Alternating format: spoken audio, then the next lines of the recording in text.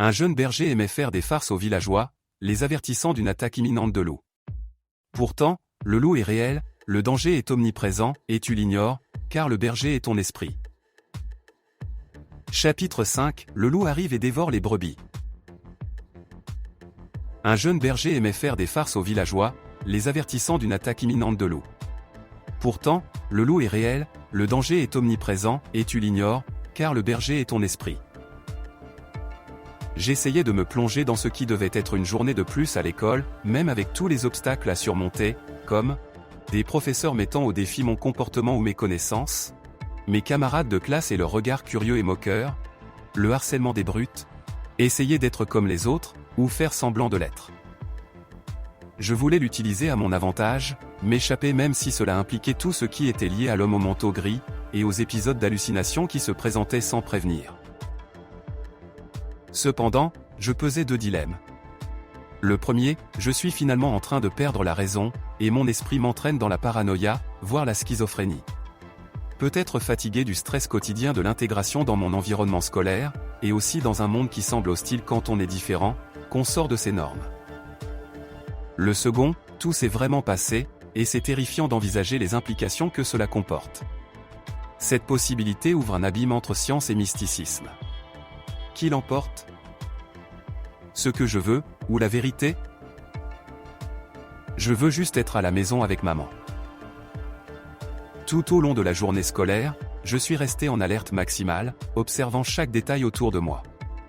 Cherchant la moindre faille qui pourrait indiquer une distorsion de la réalité causée par l'homme au manteau gris, à l'intérieur des salles de classe ou à la cafétéria, toujours aux aguets, partageant une table avec Salomon et tout autre camarade de classe qui voulait se joindre à nous. Pouvons-nous nous asseoir avec vous ? Nous ont demandé deux filles. Erika et Sandra. Deux élèves de 8e qui sont victimes de moqueries et de harcèlement de la part du groupe de Thomas. Bien sûr, allez-y, les a gentiment invité Salomon à s'asseoir avec nous, tandis que Pedro leur faisait de la place. La cafétéria, surtout pendant le déjeuner, ressemble à un cirque romain, pour ceux qui sont marqués comme différents aux yeux des autres, lorsqu'ils ne répondent pas aux attentes des groupes de pouvoir. Ils sont harcelés, humiliés au mieux. Notre table, fréquentée par des marginaux et constamment en danger d'être harcelée, est parfaite pour elle. Personne ne veut s'embêter avec Salomon, ça ne le dérange pas de se faire tabasser, il ne refuse jamais de défendre ce qui est juste, même les lycéens le connaissent. Par moments, je partageais des conversations avec Salomon et les autres, feignant l'intérêt, riant même de leurs blagues. Les filles se sont détendues et ont commencé à parler de divers sujets avec Salomon et Pedro. Cependant, je continuais d'être distrait, absorbé par mes pensées sur l'homme au manteau gris, essayant d'anticiper. À la fin de la pause déjeuner, les activités scolaires ont repris jusqu'à ce que, au soulagement de tous, la cloche retentisse, indiquant la fin des cours. J'ai essayé de garder le ton du texte et de préserver l'atmosphère créée par l'auteur. N'hésitez pas si vous avez des questions. Where do you go when you flee? Who do you turn to? You don't know. The trail of crumbs fades away. You don't know how to go back.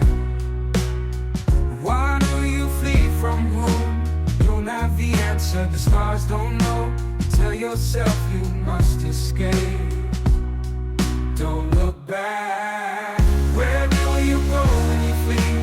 Who do you look to for help? You don't know, no, you keep running. You keep screaming. Where do you go when you flee? Who do you look to for help? You don't know, no, you keep running.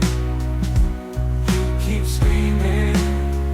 I know the streets and your house full of light, but not yours, you only have to flee. To tell yourself, you repeat it, maybe you believe it. You look back to yesterday, wishing for a better tomorrow. You flee from today, stop running, stop escaping. Where do you go when you flee? Who do you turn to? You don't know. Trail of crumbs fades away. You don't know how to go back. Why do you flee from whom? You don't have the answer. The stars don't know. Tell yourself you must escape.